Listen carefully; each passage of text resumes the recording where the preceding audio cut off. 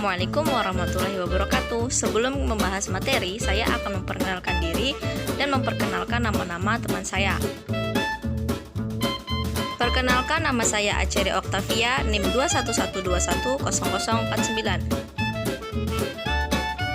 Naza Ardelia Putri, NIM 211210037.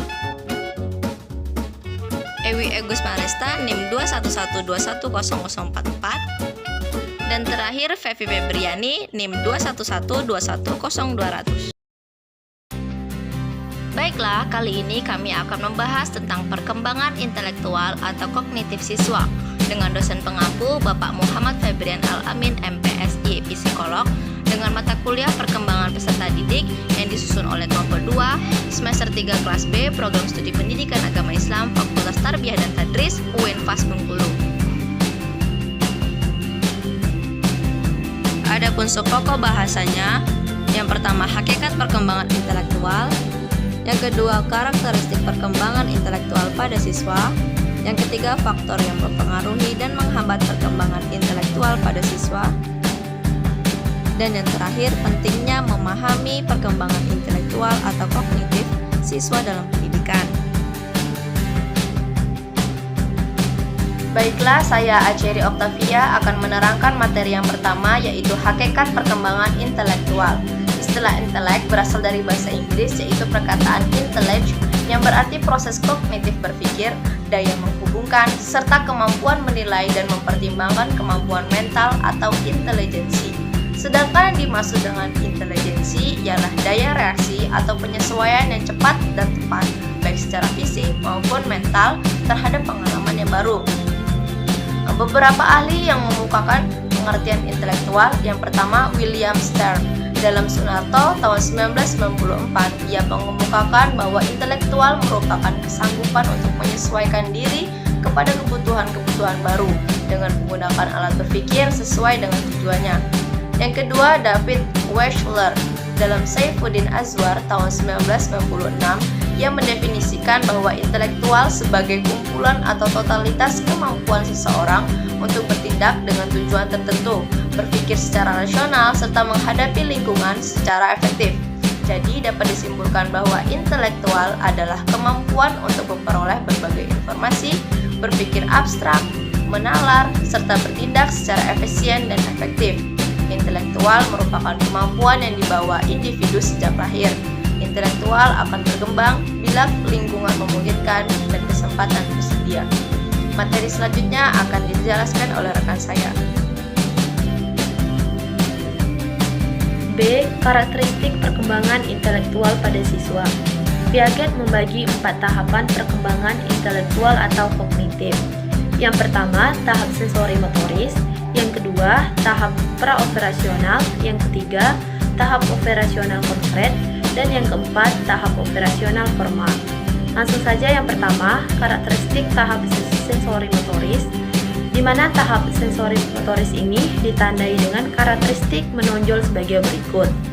Yang A, segala tindakannya masih bersifat naluriah. B, aktivitas pengalaman didasarkan terutama pada pengalaman indera. C, individu baru mampu melihat dan meresapi pengalaman, tetapi belum mampu untuk mengategorikan pengalaman. D, individu mulai belajar menangani objek-objek konkret melalui skema-skema sensori motorisnya. Yang kedua, karakteristik tahap praoperasional. Tahap praoperasional ditandai dengan karakteristik menonjol sebagai berikut. A, individu telah mengkombinasikan dan mentransformasikan berbagai informasi. B, individu telah mampu mengemukakan alasan-alasan dalam menyatakan ide-ide. C, individu telah mengerti adanya hubungan sebab akibat dalam suatu peristiwa konkret, meskipun logika hubungan sebab akibat belum tepat. D, cara berpikir individu bersifat egosentris ditandai oleh tingkah laku berupa berpikir imajinatif, berbahasa egosentris, memiliki akal yang tinggi, menampakkan dorongan ingin tahu yang tinggi, dan perkembangan bahasa mulai besar. Yang ketiga, karakteristik tahap operasional konkret. Tahap operasional konkret ditandai dengan karakteristik menonjol bahwa segala sesuatu dipahami sebagaimana yang tampak saja atau sebagaimana kenyataan yang mereka alami. Jadi, cara berpikir individu belum menangkap yang abstrak meskipun cara berpikirnya sudah tampak sistematis dan logis. Yang keempat, karakteristik tahap operasional formal.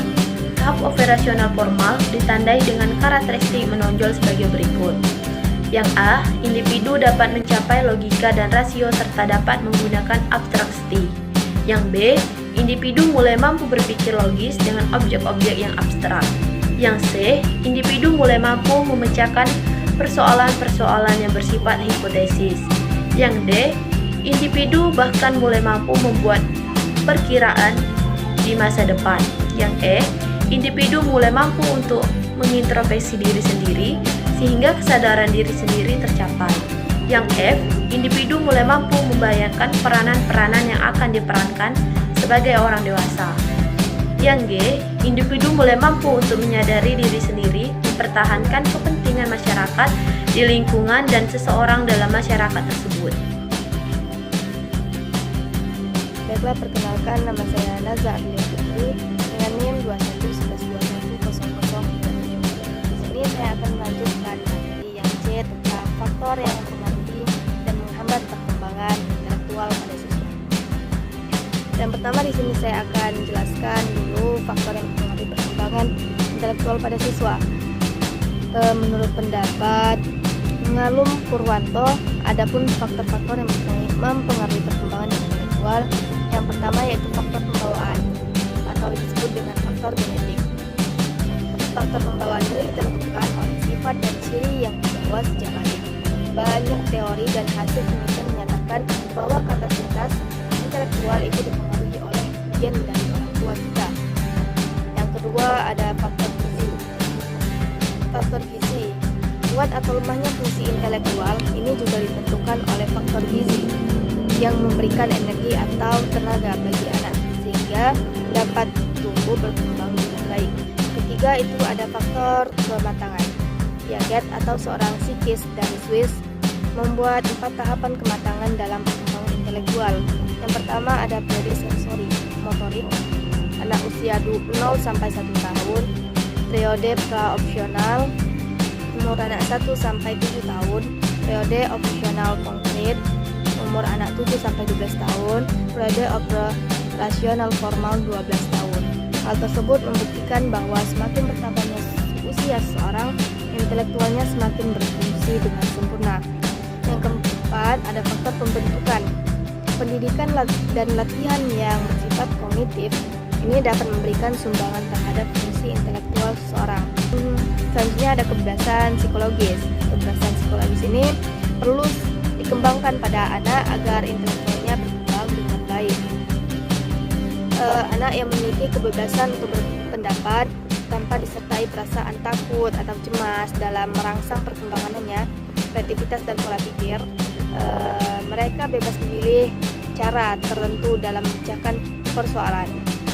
Selanjutnya ada faktor minat dan pembawaan yang khas. Ini merupakan perbuatan kepada suatu tujuan dan merupakan dorongan bagi perbuatan itu. Selanjutnya ini ada faktor penghambat perkembangan intelektual pada siswa. Adapun faktor penghambat perkembangan pada siswa atau anak ini yang pertama kelambanan perkembangan otak yang dapat mempengaruhi kemampuan bermain dan belajar di sekolah serta menyesuaikan diri dan sosial anak.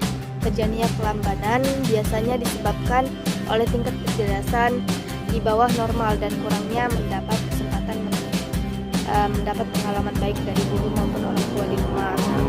Yang kedua ada konsep yang keliru dan salah yang disebabkan oleh informasi yang salah, pengalaman terbatas, mudah percaya, penilaian keliru, dan imajinasi yang sangat berperan. Pemikiran tidak realistis serta salah penafsiran arti. Yang ketiga ada kesulitan dalam membenarkan konsep yang salah dan tidak realistik.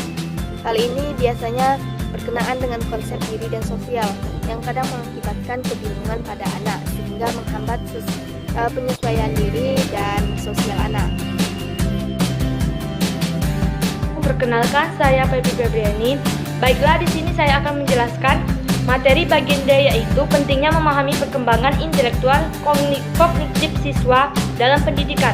Terbagi menjadi dua, yang pertama yaitu manfaat memahami perkembangan intelektual kognitif pada siswa dalam pendidikan. Yang kedua yaitu fungsi memahami perkembangan intelektual kognitif siswa.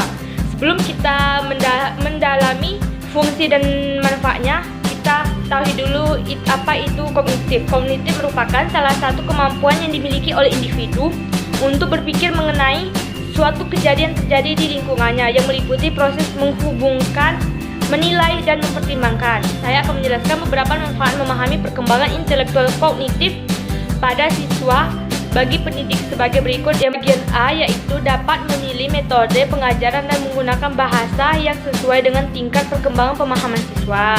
B. Dapat memilih dan memberikan materi pendidikan dan pengajaran yang sesuai dengan kebutuhan anak. Yang C. Memahami bentuk-bentuk gejala psikologis individu siswa secara umum. Yang D. Memahami bagaimana seharusnya pelaksanaan proses pembelajaran dan pembelajaran agar tercapai tujuan-tujuan pembelajaran secara efektif. Yang E. Membantu dan memahami karakter siswa.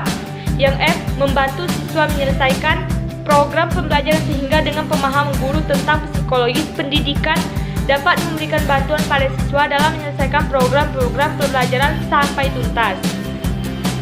Yang kedua yaitu apa itu fungsi memahami perkembangan intelektual kognitif siswa. Nah, di sini saya juga akan menjelaskan beberapa fungsi memahami perkembangan intelektual kognitif siswa. Bagian A yaitu membantu anak dalam mengembangkan auditori. Yang bagian B melatih kemampuan visual anak. C. Membantu anak dalam melatih kemampuan skill.